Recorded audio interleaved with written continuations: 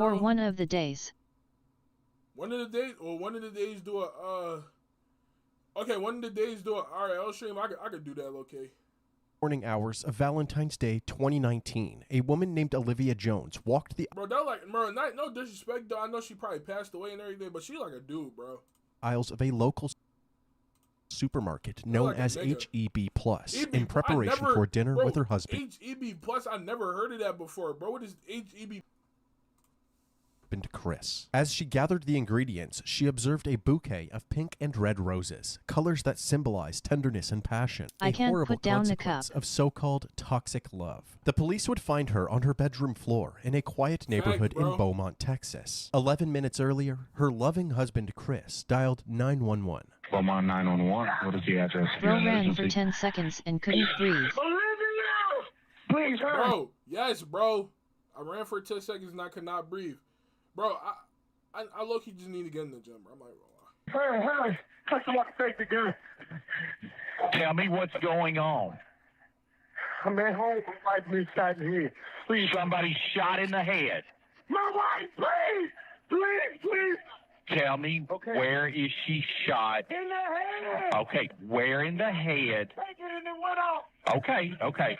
I want you to try to control. Wait. I didn't even hear what happened. What happened? I low-key didn't hear what happened, bro. I have to run that back. I'm not gonna lie, I didn't hear anything that just happened. Store with the roses in her cart, she was unaware that in less than 40 minutes, she would be dead. A horrible consequence of so-called toxic love. The police would find her on her bedroom floor in a quiet neighborhood in Beaumont, Texas. 11 minutes earlier, her loving husband Chris dialed 911. Beaumont 911. Bro, my job is YouTube, bro. I do have a job. My job is YouTube, bro. What is the address of your emergency? Olivia! Please, hurry. Someone take the gun. Tell me what's going on. Bro, shot. He did that himself, bro. I've been shot in the head. Please, somebody shot in the head. Okay, so what I'm hearing is that he's quote unquote tried to take the gun or whatever, and then the lady got hit in the head, bro. He did that on his own, bro. Bro doesn't get paid, what a bum. Like, bro, he did that with his own head, bro. My wife, please. It's okay, Uncle Sean. Please. Tell me, where is she shot? In the head. Okay, where in the head? Take it in the window. Okay.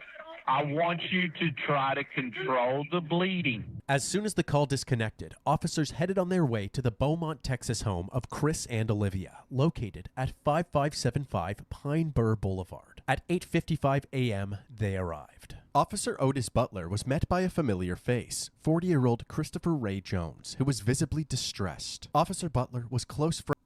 Olivia was found face down with a gunshot wound to the back of her head. Astonishingly, she was still breathing. When the officers rolled her over, they discovered that the bullet had pierced through her right eye. The room she was found in was covered in blood, with spatter all over the walls. The paramedics arrived, and while they tended to Olivia... Let's just take the time out and acknowledge some stupid shit like this, bro. Can you shut the hell... Bro, like, why? Like, I just want to know, bro, like, what makes you just want to say some shit like that, like, to the point where you're going to say you're going to owe you another nigga up, bro? Like, I'm confused, bro. Like, what makes you just want to say some shit like that, bro? Like, I know I'm sexy and handsome and all that, but, like, I don't want to get owed up by another guy. Maybe a lady, though. Yeah, the police secured the area. Officer Butler had Chris walk him through the events lead. Okay, but realistically, I'm not...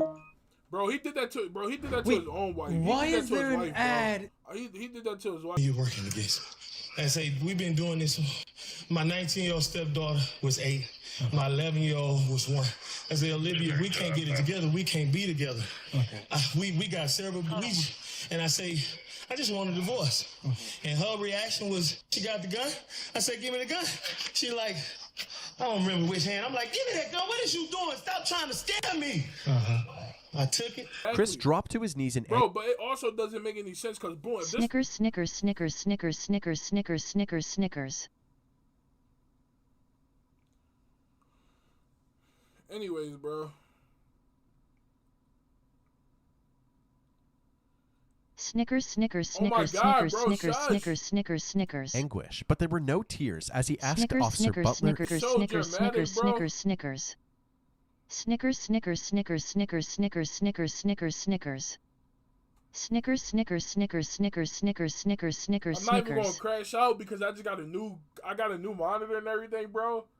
So I'm not even gonna Sad crash but relieved out. face I got a new broom, sad monitor, but bro. relieved face fire, exploding head broom fire, sad but relieved face fire, sad but relieved face fire, sad but relieved face fire, fearful face fire, fire, sad but relieved face, smiling face with hard eyes, thinking face, persevering face, fearful face, thinking face, fearful face, fire, fearful face, sad but relieved face fire, sad but relieved face fire, fire, fire, fire, fearful face fire, fire, fearful face, sad but relieved face, saluting face, fearful face fire, party popper, fearful face fire, sad but relieved face, partying face, broom, broom, partying face, fearful face, broom, fearful face, persevering face, saluting face, persevering face, melting face, persevering face, screaming in fear, saluting face, melting face, sad but relieved face, melting face, blue circle, saluting face, loudly crying face, loudly crying face, smiling face with halo, smiling face with smiling eyes, loudly crying face, smiling face with smiling eyes, loudly crying face, grinning face with sweat, grinning face with sweat, loudly crying face, with tears of joy, grinning face with sweat, grinning face.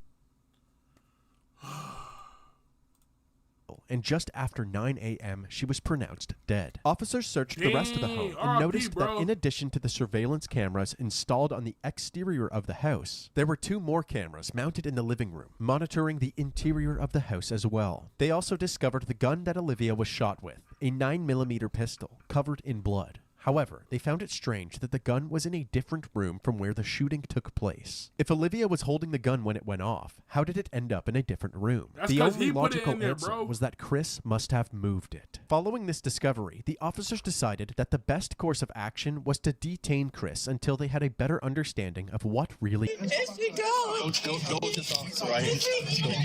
While the officers tried to console Ariel, Chris was escorted to the back of a police cruiser. Lead Detective Mendy Freeman and Sergeant Yvette Barrero of the Forensics Unit arrived at the residence and were immediately caught up to speed. According to him, she grabs a 9mm in their bedroom. And she did that. He claims he reached for the gun to try to get it from her. And when he reached for it, and they struggle over it, boom. At that moment, Olivia's sister Angela arrived at the scene, and Ariel once again broke out into hysterics, where they took photos of his hands still covered in blood. They're waiting for the lead detectives. They're going to be the ones that actually interview. So I'm about to stream some Madden in a bit, then we could do some either monkey or Zoom. By asking him what caused the argument. He said that he felt as if Olivia wasn't pulling her weight in the relationship. I am very particular.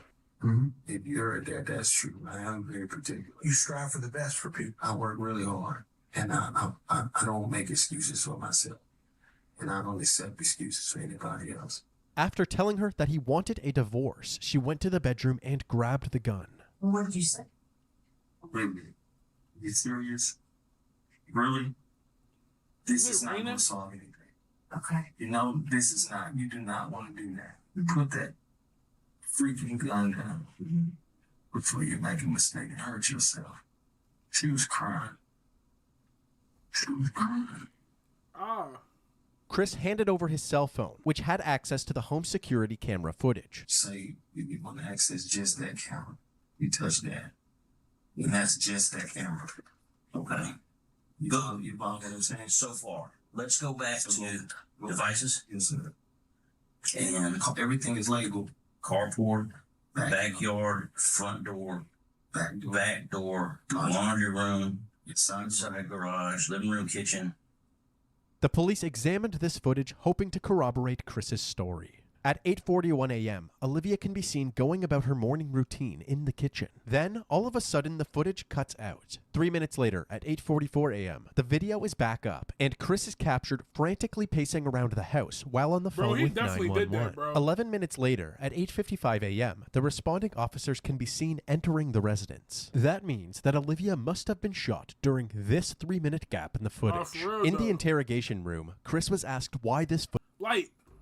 Why would there be no? How come everything else is recorded, but the 3 minutes out of that time frame is not recorded? Recorded to that I don't know. Like it gets to a point. Everybody that went in that house should be on it. But like I said, the internet, you can go through days and it pretty much does. We shouldn't have bought that. You just keep, like, you can pick whatever day you want, and it's never going to be consistent. That's why I said it was a waste of money. Well, I'm wanting desperately to find some video on here that corroborates what you're telling us, but almost all the videos start right after this event happened. Chris had a bunch of excuses, from internet problems to not charging the camera properly. But at this point, the detectives were taking anything Chris said with a grain of salt. It seemed more likely that Chris, the only one with access to the footage, had tampered with it. Since they did not have the video, they had Chris reenact the moment that he tried to With each question asked, it seems as if Chris was improvising the answer, actively trying to make the puzzle pieces fit together rather than telling the truth. The detectives ended their initial interview feeling more suspicious of Chris than ever. They then moved on to other members of the family, starting with Olivia's sister, Angela. Olivia Jones is your sister, right? We've been talking a lot lately. We talk every day. I drop her baby to her at the tax office. She's always been timid about everything. But she was the type that whatever went on in their home, she would keep it there. Yeah. She's kind of a private person. Yeah.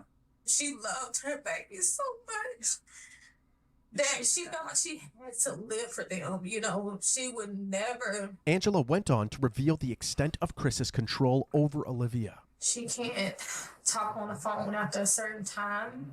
He controlled the finances. He never wanted to be in the presence of her family reunions, anything. He never came. But she would have to step off, and when he would call, and all you could hear was him screaming and yelling in the phone. His character is agitation. Yeah, his character is to be aggressive. I just don't get it. Because all she wanted, my sister was a married type. All she wanted was to be loved. Yeah. She loved love. Like, she loved her babies. She wanted to live for her babies. To make matters worse, Chris's ex-wife Letitia, who he initially met back in 1999, corroborated his pattern of controlling and aggressive behavior. I met Chris Jones in 1999.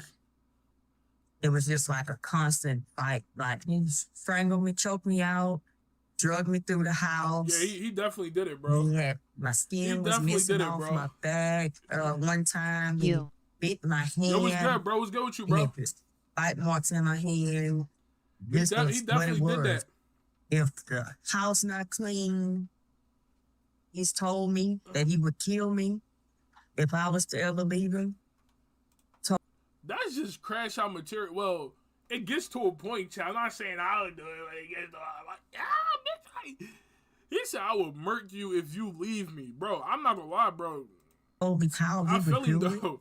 No, I don't. The reason I would never hurt anyone. Never. Anything or went for help was because I was extremely in fear of my life. I would never hurt anybody. Because I knew and I felt in my heart that he would kill me.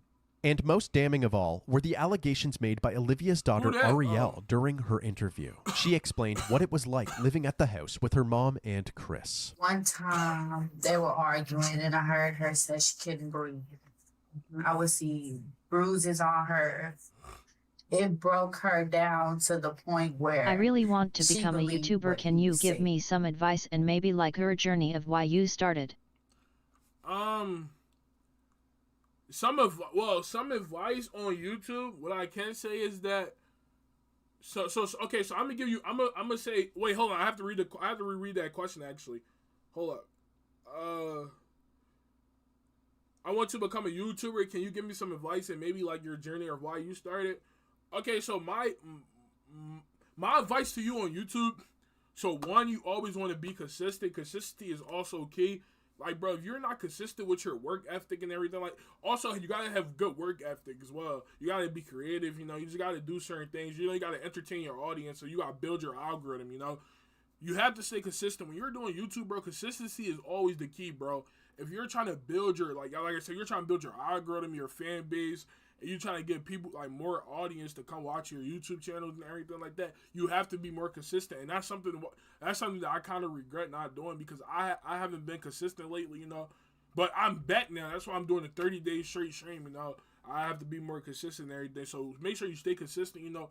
and make sure you upload, bro. It don't matter if people don't watch your video. Just keep uploading, bro, because, you know, that builds your algorithm, stuff like that, you know.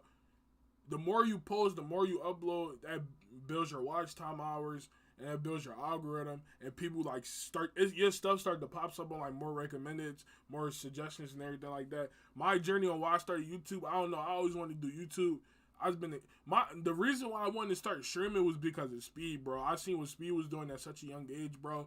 So I knew that. I was like, okay, streaming is something I want to do. Like, bro, I'm going to be honest with you guys, bro. I have no plan B, bro. I only have a plan A. My plan A is just straight YouTube. Like, I don't really care about anything else, bro. I just feel like the only thing about me is just either I fell or I've been successful with YouTube, bro. Like, that's the only two things in my life, bro. So I really don't care about anything else. I just want to be successful with my YouTube channel, bro. That's pretty much it, bro. But, like, yeah, my journey, though, is my journey is just Speed, bro. I started YouTube because of Speed. He basically influenced me, like, to really stream and stuff like that. Mm-hmm. You won't be nothing without me, stuff like that. Right. Everybody knows my mama.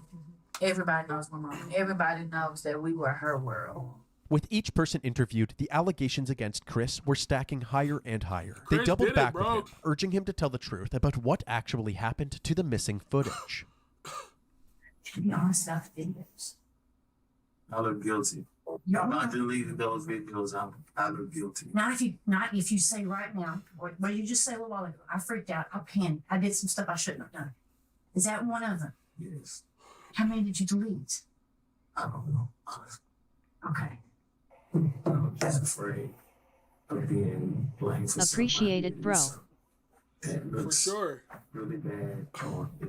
While the confession was a much-needed win for the detectives, there was still no trace of those crucial 3 minutes of footage. However, the detectives did their due diligence. They spent the days combing through all available footage from the house to see for themselves what daily life was like for the Jones family. In these recordings, the true nature of Chris and Olivia's relationship was on full display. Then you're gonna be looking stupid. Look on the floor. Look on the floor. Look on the floor, wife. Look on the floor. Look on the floor. Look on the floor. Look on the bro. Why is that like that? We're not paying attention. What the man? Okay, leave. We wasn't worried about the son of a bitch a minute ago. That's your mother. Look at me like that, bitch. I'm not playing with you. Lazy. You want to do something, not enough? Give it here. You got all the goddamn answers. You don't do a goddamn thing around this. Right. I hate people like that. Stop being controlling, bro. That's clean dish. That's clean. I didn't want to. They fell on the floor, so I didn't want to reuse them. You look at it. You don't pay attention to what the fuck you doing. You all over the place, Olivia. You ain't got the chance to claim your off. Food on the wall. Who you burning now? Me. Harriet don't live here. It's you. It'll always be you. Chris would take any chance that he could to bully Olivia, constantly putting her worth into question, even humiliating her in front of her own daughter. When I got the show ass, you didn't have a job. You collected unemployment. You just had off. And most men in this world want a woman that got what? Bro, why are you wouldn't be doing this if I wouldn't have got upset. You would have bagged that. Life would be so much easier for me if you start thinking. You do dumb because you don't think. This footage shed light on Chris's true colors and confirmed the allegations of abuse from Olivia's family. Detectives also looked into Chris's criminal records and discovered that he had a history of violent charges, including multiple assaults in 1996 and a domestic assault in 1998, which landed him in jail for a brief period of time. Even though they were still waiting for ongoing forensic analysis results, authorities believed that they had enough evidence to place charges against Chris. News this morning, a Beaumont man is now facing murder charges in a Valentine's Day shooting of his wife. Police say this man, Christopher Ray Jones, who worked as a correctional counselor at the Beaumont Federal Prison, killed his wife, Olivia. Chris was charged with first-degree murder and second-degree manslaughter in April of 2019. But unexpectedly, within 24 hours after being charged, he was released on a $150,000 bond and was put under house arrest with a GPS monitor. Now a man charged with murdering his wife is back at their home. 40-year-old Christopher Ray Jones was arrested and charged with shooting his wife in the face on Valentine's Day. His bond was set at $150,000. He paid and is now out. Many taking to social media to voice their concerns, stating things like, can't believe he's out on a $150,000 bond. That's crazy. What's wrong with our system? And can't believe they would make his bond so low that he got out. He should not be walking the streets. While out on bail, Christopher was allowed to continue operating the Jones family business, a food truck called One Plate at a Time. The judge allowed Chris to work while out on bail since the food truck is directly beside his home. However, this decision was controversial amongst Olivia's family and the community. They knew Chris was the only person with Olivia at the time of her death, and they all seemed to believe that he had killed her. This food truck on Concord Road in Beaumont is a hot topic on social media. It's not generating rave reviews from many, but condemnation from a grieving family. I don't see how would anyone want to support someone who murdered their wife on Valentine's Day, which is a day that we are supposed to celebrate love. And the day that she was going to celebrate that with him, he decides to take her life. Chris's image was tainted even further when the results from the crime lab came in. The bloodstain patterns at the crime scene indicated that the gunshot wound could not have happened in the way that Chris described it. Additionally, investigators found no gunshot residue on Olivia's hands, indicating that there was no way she was holding the gun when it went off. There was, however, gunshot residue on Chris's hands and clothing. Despite all of the evidence pointing towards Chris, he pled not guilty to his charges. But before his trial would take place, Olivia's family held a gathering to honor her memory. This Valentine's Day, purple and red balloons filled Rogers Park. And red was one of her favorite colors. 1 year ago today, Joshua Simmons lost his sister. Valentine's Day was one of her favorite holidays. I would give almost anything to have her back right now. What's this year been like for you and your family? If you can wrap it up in one word, it would be frustrated. Frustrated with the fact that Jones isn't behind bars. Now the family wants to raise awareness for domestic violence, but more than anything, they want justice for Olivia. We want him to spend the rest of his life in prison, while my sister spent the rest of her life in the grave.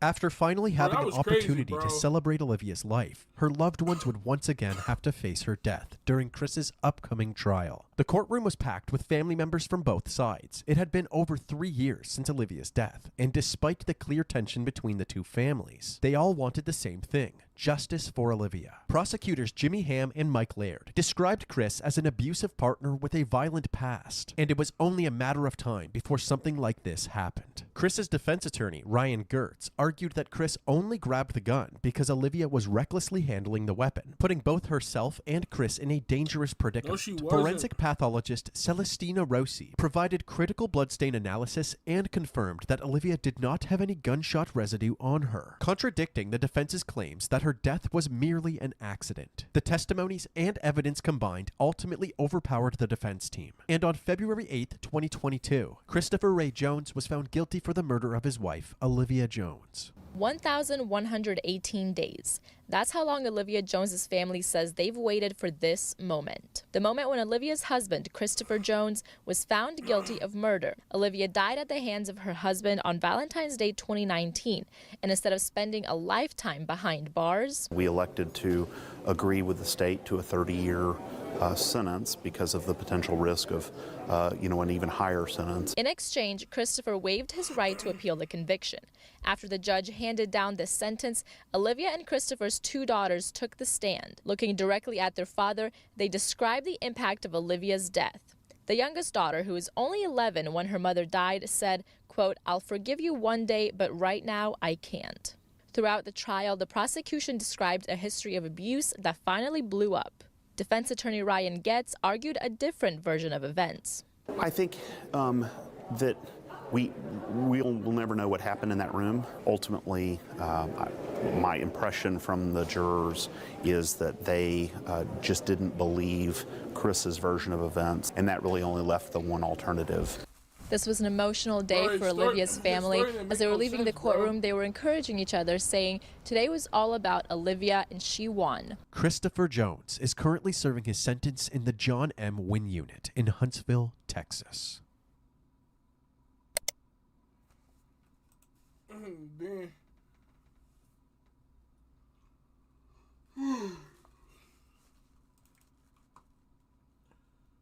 That's what you get, bro.